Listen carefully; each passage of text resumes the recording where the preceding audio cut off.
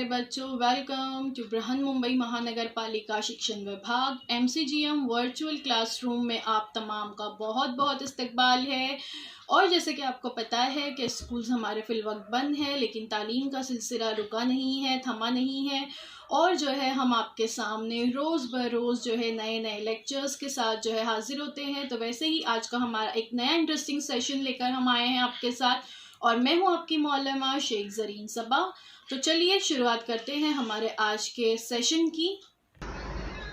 अस्सलाम वालेकुम प्यारे बच्चों, welcome to Zareen Saba virtual studio. Zareen Saba virtual studio में आप तमाम का बहुत इस्तकबाल है और मुझे उम्मीद है आप सब खैरियत से होंगे और हमारी वीडियोस को बाकायदगी से देख रहे होंगे। जैसे कि आपको पता है हमारे यूट्यूब चैनल पर स्टैंडर्ड 5 से लेकर स्टैंडर्ड 10 तक के तमाम वीडियो साइंस के अवेलेबल हैं, तो आप इन्हें खुद भी देखिए और अपने दोस्तों के साथ भी ज़रूर शेयर कीजिए।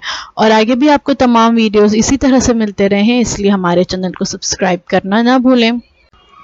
तो आज हम देख रहे हैं आपका चैप्टर खुलिया और खुलवी हैवान से सेल एंड सेल ऑर्गेनेलीज। ये इसका पार्ट 2 है। पार्ट 1 हमारे यूट्यूब चैनल पर अवेलेबल है, आप वहां से उसे देख सकते हैं। स्टैंडर्ड 8 के लिए जमात हश्तुम के लिए मजमून है साइंस, और मैं आपकी मौलमा Shaikh Zareen Saba from MCGM virtual classroom Mumbai. तो बच्चों, सेल एंड सेल ऑर्गेनेलीज यानी खुलिया और उसमें मौजूद खुलवी हैवान से, इसके बारे में हम थोड़ी सी मालूमात लास्ट वीक हासिल कर चुके थे। पिछले वीडियो में आपने देखा होगा। चलिए देखते हैं इससे आगे। Organelles of this cell. School बंद है लेकिन तालीम का सिलसिला जारी व सारी रहे, इसलिए हम हर रोज एक नया वीडियो लेकर आपके सामने हाजिर होते हैं। तो हम देखने जा रहे हैं खुलिये के बारे में। आप पिछले वीडियो में देख चुके हैं कि खुलिया किसे कहते हैं। आपको पता है ना कि तमाम जानदारों की बुनियादी अफाली इकाई जो है वो खुलियात होते हैं, सेल्स होते हैं। ठीक है, तो ये बुनियादी अफाली इकाई है, यानी जिस तरह से एक छोटी सी ईंट से मिलकर बहुत सारी ईंटें मिलकर एक पूरी इमारत खड़ी होती है, बिल्कुल ऐसे ही छोटे छोटे मुख्तलिफ किस्म के खुलियात से मिलकर हमारा पूरा जिस्म बना हुआ है। फिर हमने लास्ट टाइम देखे थे पार्ट्स ऑफ सेल, सेल के मुख्तलिफ हिस्से कौन से खुलियात के। हमने लास्ट वीक में खुलवी दीवार यानी सेल वॉल के बारे में मालूमात हासिल की थी, और मैंने आपको बताई थी कि खुलवी दीवार सिर्फ और सिर्फ प्लांट सेल्स में होती है, एनिमल सेल्स में खुलवी दीवार नहीं पाई जाती। खुलवी दीवार यानी खुलवी झिल्ली के गिर्द मौजूद एक मजबूत और लचकदार गिलाफ। खुलवी झिल्ली जिस तरह से नबातात में खुलवी दीवार होती है, वैसे हैवानात में खुलवी झिल्ली होती है। हैवानात में खुलवी दीवार नहीं पाई जाती। तो हैवानात में जो है एक खुलिये के गिर्द एक पतली नाजुक और लचकदार झिल्ली होती है जो खुलिये के अज्जा की बैरूनी माहौल से हिफाजत करती है, जिसे सेल मेम्ब्रेन या प्लाज्मा मेम्ब्रेन भी कहते हैं।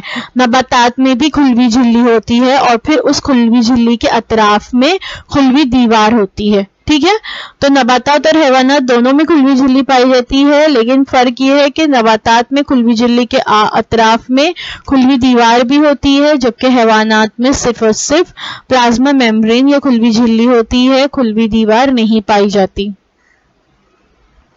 देखिए ये यहाँ पे आप प्लाज्मा मेम्ब्रेन देख सकते हैं। तो बताइए तो भला खुलिये में मादों का सफर किस तरह अंजाम पाता होगा। इतना हम लास्ट टाइम देख चुके थे, आज हम इसके आगे देखेंगे। हम देखेंगे कि खुलिये में मादों का जो सफर है वो किस तरह से अंजाम पाता है, किस तरह से खुलिये मादे में सफर करते हैं। खुलिये की तवानाई इस्तेमाल करके अंजाम पाने वाले अफ़ाल, खुलिये की जो एनर्जी है उसको इस्तेमाल करके जो अफ़ाल अंजाम पाते हैं, उसमें सबसे पहला है खुलवी तुग़ज़िया, यानी जिसे इंग्लिश में एंडोसाइटोसिस कहते हैं। बैरूनी माहौल से ग़िज़ा और दीगर अशिया को जज़्ब करना। एंडोसाइटोसिस में क्या होता है कि بیرونی ماحول سے سیل میمبرین جو ہوتی ہے وہ نفوذ پذیر جھلی بھی اس کو کہتے ہیں، کیونکہ یہ سیل میمبرین جو ہوتی ہے وہ بیرونی ماحول سے جو غذا ہے اور دیگر اشیاء جو ہے، کارآمد اشیاء جو ہے وہ اس کو جذب کرتی ہے۔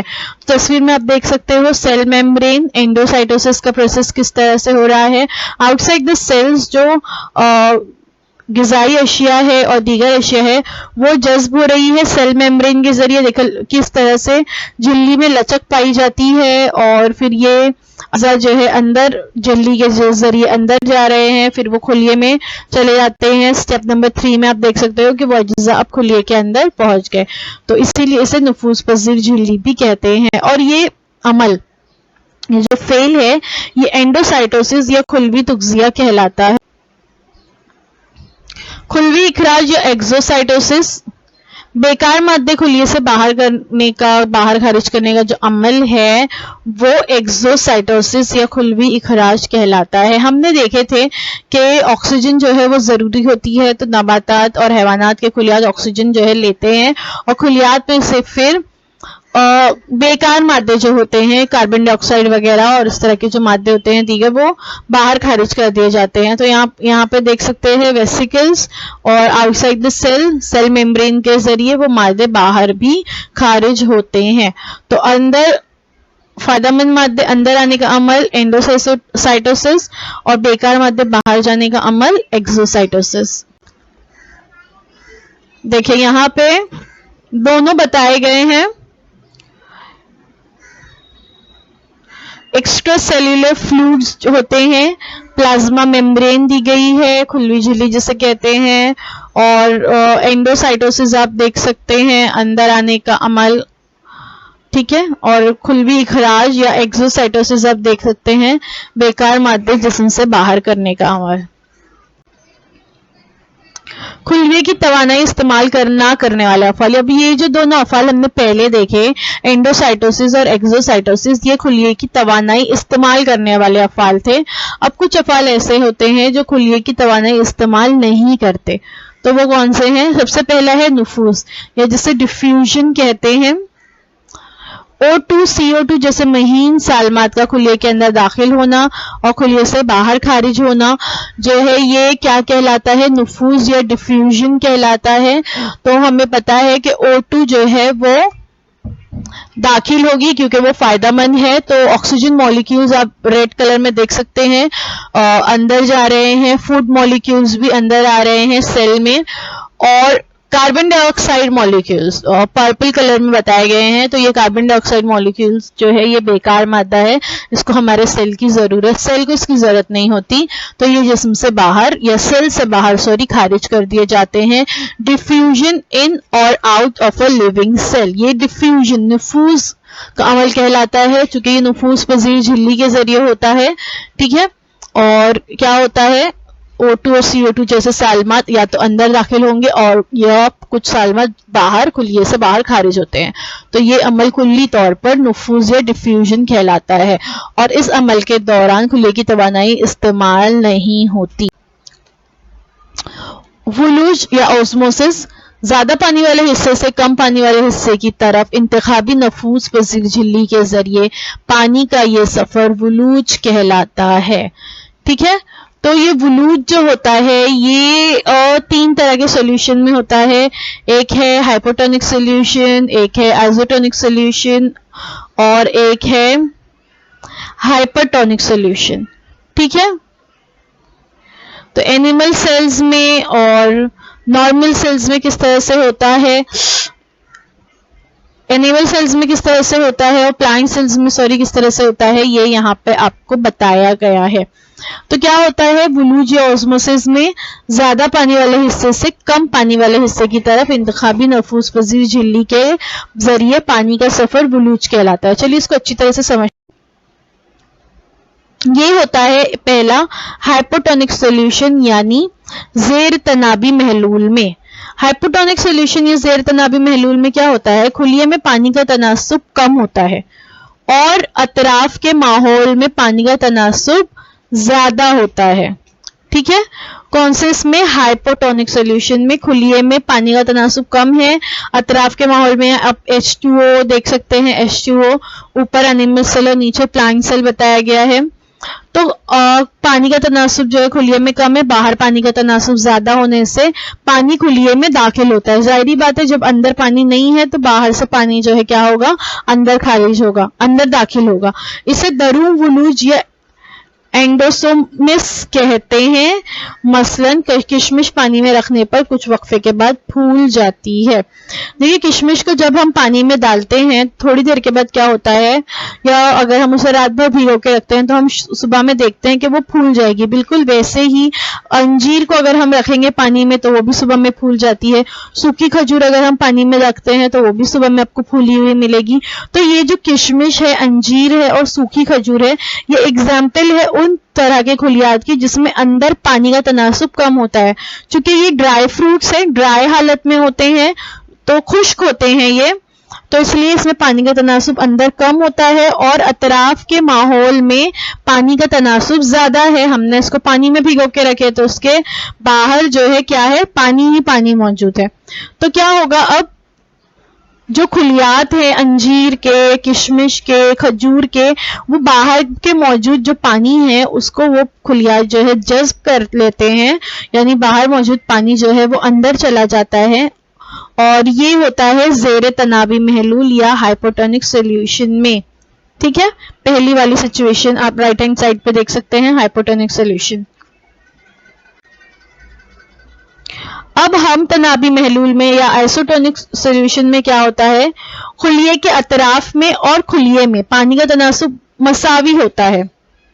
ٹھیک ہے, یعنی اندر جتنا پانی جو ہے خلیے میں موجود ہے باہر بھی اتنا ہی پانی موجود ہے. تو اس حالت میں کیا ہوتا ہے؟ اندر یا باہر پانی کا نقل و حمل نہیں ہوتا ہے اور اسے ہم تنابی محلول یا آئسوٹونک سولوشن کہتے ہیں.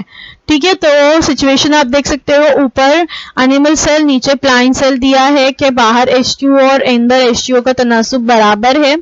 درمیان میں اس تصویر میں رائٹ ہینڈ سائڈ پر بیچ والی تصویر میں آپ دیکھ سکتے ہو آئسوٹونک اندر باہر تناسب برابر ہے, تو یہ اس دوران پانی کا نقل و حمل نہیں ہوگا.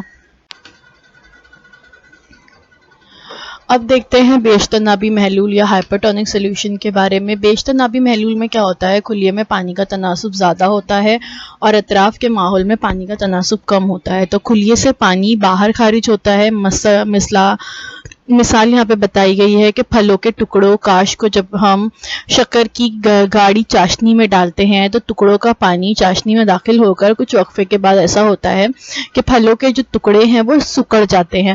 آپ لوگوں نے اکثر ہمارے گھروں میں بنتا ہے بہت زیادہ, جو امرود ہوتے ہیں اس کو کاٹ کر اس کو شکر کے محلول میں ڈالا جاتا ہے چاشنی میں, اور پھر اسے اچھی طرح سے پکایا جاتا ہے.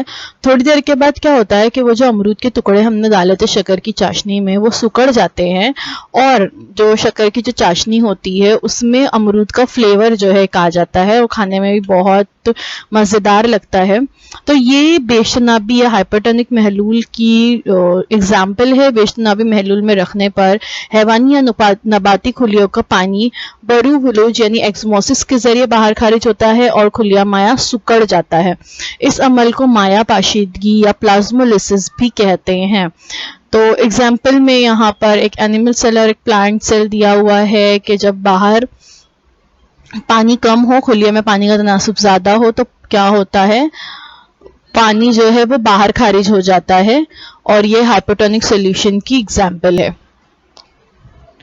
یہاں پر آپ لوگ دیکھ سکتے ہیں ولوج بتایا گیا ہے نباتی خلیے میں کس طرح سے ہوتا ہے, حیوانی خلیے میں, اور تینوں ایگزامپل یہاں دی گئی ہے زیر تنابی محلول, ہم تنابی محلول اور بیش تنابی محلول کی. تو یہاں پر بتایا گیا ہے پلازمولیسس, جہاں پر کیا ہوتا ہے پانی باہر خارج ہوتا ہے. جب خلیے میں پانی کی مقدار جو ہے زیادہ ہوتی ہے اور باہر کم ہوتا ہے تو پانی باہر خارج ہوتا ہے. جب باہر پانی کی مقدار زیادہ ہوتی ہے خلیے میں کم ہوتی ہے تو پانی باہر سے اندر داخل ہوتا ہے, جسے ڈی پلازمولیسس کہتے ہیں. اب دیکھتے ہیں خلیہ مائع کے بارے میں, یا جسے انگلش میں کہا جاتا ہے سائٹوپلازم. خلیے میں नाम से ही जाहिर है अंदर एक माय होता है जिसे खुलिया माया कहते हैं। चिपचिपा सा मादा होता है जो मुसलसल हरकत करता रहता है, इसे ही साइटोप्लाज्म या खुलिया माया कहते हैं। खुलवी झिल्ली और मरकजे के दरमियान मौजूद माय शय को खुलिया माया कहा जाता है। खुलिया माया चिपचिपा मादा है जो मुसलसल हरकत करता रहता है। इसमें कई खुलवी हैवान से जो है बिखरे हुए होते हैं। खुलिये में कीमियाई तामुल के लिए खुलिया माया एक वास्ते के तौर पर काम करता है। खुलवी हैवानों के अलावा खुलिये का हिस्सा साइटोसोल है। खुलिया माया में अमीनो एसिड, ग्लूकोज और विटामिन वगैरह जखीरा किए जाते हैं। बड़े मरकजी खालियों की बना पर नबाती खुलिये में खुलिया माया जो है वो किनारों पर जमा हो जाता है। नबाती खुलिये की खुलिया माया की बनिस्बत हैवानी खुलिये का खुलिया माया ज्यादा ज़र्राती और गाढ़ा होता है। इसका मतलब यह है कि जो एनिमल सेल्स होते हैं उसमें जो साइटोप्लाज्म होता है वो ज्यादा ज़र्राती होता है और ज्यादा गाढ़ा होता है, जबकि नबाती खुलिये में जो खुलिया माया होता है वो उसकी बनिस्बत कम जो है गाढ़ा होता है। यहाँ पर आप लोग साइटोप्लाज्म देख सकते हो। यहाँ दूसरी तस्वीर में एक क्रॉस सेक्शन है एनिमल सेल का, वो यहाँ पर आपको बताया गया है कि वो किस तरह से होता है। और उसमें साइटोप्लाज्म होता है, खुलिया माया होता है जिसमें तमाम खुलवी हैवान से तैर रहे होते हैं। यहाँ पर एक प्याज के छिलके का क्रॉस सेक्शन लिया गया है और उसका माइक्रोस्कोपिक व्यू आप देख सकते हो। तो इस तरह से प्याज के छिलके में कई खुलियात आपको यहाँ पर नजर आ रहे हैं, एक दूसरे से जुड़े हुए हैं। तो ये प्याज के छिलके के खुलियात हैं। खुलवी दीवार यहाँ पर देखी जा सकती है। जो बाहर का हिस्सा है वो खुलवी दीवार है, अंदर वाला जो है वो खुलवी झिल्ली होती है। वाज़ह तौर पर मरकज़ा नजर आ रहा है। चूंकि नबाती खुलिये में खालिये या वैक्यूल्स जिसे कहा जाता है वो बहुत बड़े बड़े होते हैं, जिसकी वजह से खुलिया माया जो है वो किनारे की तरफ धकेल दिया जाता है। तो यहाँ पर खुलवी दीवार से लगे हुआ आपको खुलिया माया नजर आ रहा होगा, जबकि हैवानी खुलिये में ऐसा नहीं होता। हैवानी खुलिये में खुलिया माया जो है पूरे सेल में बिखरा हुआ होता है और हैवानी खुलिये का जो खुलिया माया होता है वो ज्यादा गाढ़ा और ज्यादा चिपचिपा होता है, ज्यादा ज़र्राती होता है। और इसमें खुलवी हैवान से जिसे हम सेल ऑर्गेनेलीज कहते हैं वो तैर रहे होते हैं। अब इसका काम क्या है साइटोप्लाज्म का? साइटोप्लाज्म का काम है रिमूव्स वेस्ट मटेरियल। जितने भी वेस्ट मटेरियल है खुलिये में उसको बाहर खारिज करना। जैसे हमने एग्जाम्पल देखे थे नफूज और वलूज की, है ना। एग्जाम्पल में हमने देखे थे कि CO2 बाहर खारिज की जाती है खुलिये के और ऑक्सीजन O2 अंदर ली जाती है। इसी तरह से ग़िज़ाई अज्जा सेल में लिए जाते हैं और बेकार अज्जा बाहर खारिज किए जाते हैं। तो इसमें बहुत अहम किरदार अदा करता है खुलिया माया यानी साइटोप्लाज्म। उसके बाद हेल्प्स इन सेल रेस्पिरेशन। और खुलियात भी जो है वो सांस लेते हैं, रेस्पिरेशन का अमल होता है, तो सेल रेस्पिरेशन में ये मदद करता है। कन्वर्ट ग्लूकोज इनटू एनर्जी, ये सबसे अहम काम है इसका। आपको पता है कि हमें हर छोटे से छोटा काम करने के लिए तवानाई यानी एनर्जी की जरूरत होती है। आपको खेलना है, कूदना है, पढ़ना है, लिखना है, चलना है, हत्ता कि कोई चीज नीचे गिर गई है उसे उठाना भी है अगर आपको, तो आपको उसके लिए एनर्जी की जरूरत है। तो ये जो कुछ हम खाते हैं उसको एनर्जी में कन्वर्ट करने का काम, ग्लूकोज को एनर्जी में कन्वर्ट करने का काम जो है वो हमारे सेल्स में होता है। और सेल्स में बतौर खास ये कहाँ होता है? साइटोप्लाज्म में होता है। तो साइटोप्लाज्म में ये काम होता है ग्लूकोज को एनर्जी में कन्वर्ट करने का। खुलवी हैवान से सेल ऑर्गेनेलीज कौन कौन से हैं? खुलिये में बहुत सारे झैली अज्जा मौजूद होते हैं जो मखसूस फेल अंजाम देते हैं। इनके खास कुछ अफ़ाल हैं वो ये अंजाम देते हैं और इन्हें खुलवी हैवान से ये सेल ऑर्गेनेलीज कहते हैं। ये हैवान से यानी खुलिये के आज़ा हैं। जिस तरह से हमारे आज़ा मौजूद हैं, हमारे हाथ, पैर, नाक, हाथ, कान मौजूद होते हैं, ये हमारे आज़ा या बॉडी पार्ट्स कहलाते हैं। बिल्कुल वैसे ही खुलिये के भी कुछ आज़ा होते हैं। हर हैवान से के गिर्द रोगनी प्रोटीन की झिल्ली होती है। मरकज़ा और सब्ज मायना के अलावा दीगर तमाम हैवान से इलेक्ट्रॉनिक दूरबीन के जरिए देखे जा सकते हैं। इसका मतलब यह है कि हम सिर्फ मरकज़े को और सब्ज मायने को ही नहीं देख सकते, बाकी तमाम हम सेल ऑर्गेनेलीज या खुलवी हैवानों को हम इलेक्ट्रॉनिक माइक्रोस्कोप के जरिए देख सकते हैं। इलेक्ट्रॉनिक खुर्दबीन क्या होती है, सेल ऑर्गेनेलीज क्या है, ये हम आगे देखेंगे नेक्स्ट वीडियो में। फिलहाल हम देख लेते हैं कि इलेक्ट्रॉनिक खुर्दबीन क्या होती है या इलेक्ट्रॉनिक माइक्रोस्कोप किसे कहते हैं। जो तस्वीर में आपको लेफ्ट हैंड साइड पे नजर आ रही है, ये है एक इलेक्ट्रॉनिक खुर्दबीन। इलेक्ट्रॉनिक खुर्दबीन की जो लेंसेज होती है वो बहुत ज़्यादा पावरफुल होती हैं, जिसकी वजह से किसी भी छोटी से छोटी चीज़ का एक जूम व्यू जो है हम देख सकते हैं। ये तस्वीर जो आपको नज़र आ रही है राइट हैंड साइड पर, ये फेस ऑफ एन आंट और व्यू फ्रॉम इलेक्ट्रॉनिक माइक्रोस्कोप। ये एक छोटी सी जो मूंगी होती है, चूंटी जिसे हम कहते हैं या आंट जिसे हम कहते हैं, कितनी छोटी होती है, उसका जो फेस है, उसका जो चेहरा है, उसका एक इलेक्ट्रॉनिक माइक्रोस्कोपिक व्यू आपको दिखाया गया है। कितना खौफनाक नजर आ रहा है ना।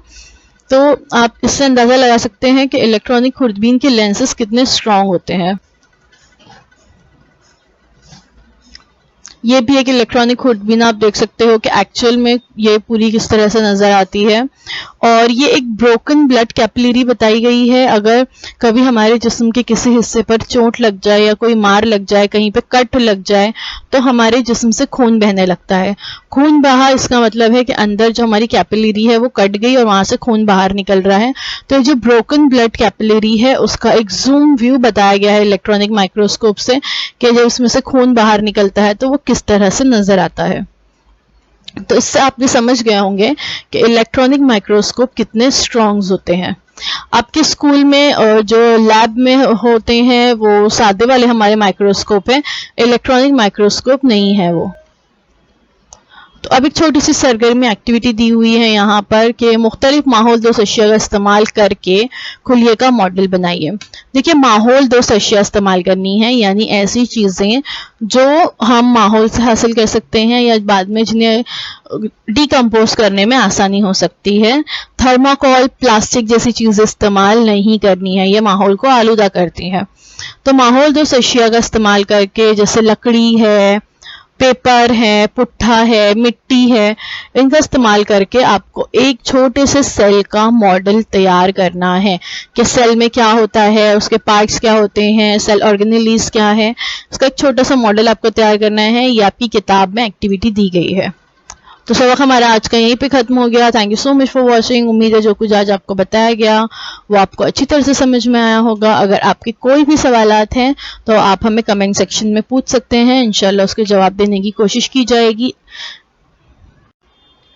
इसके अलावा अगर आपको हमारा ये वीडियो अच्छा लगा तो हमारे इस वीडियो को लाइक ज़रूर कीजिए और लाइक करने के बाद प्रेस द बेल, हमारे इस चैनल को सब्सक्राइब कीजिए। सब्सक्राइब करने के बाद press the bell icon to get all the notification. साथ ही साथ हमारे इस वीडियो को अपने दोस्तों के साथ भी ज़रूर शेयर कीजिए।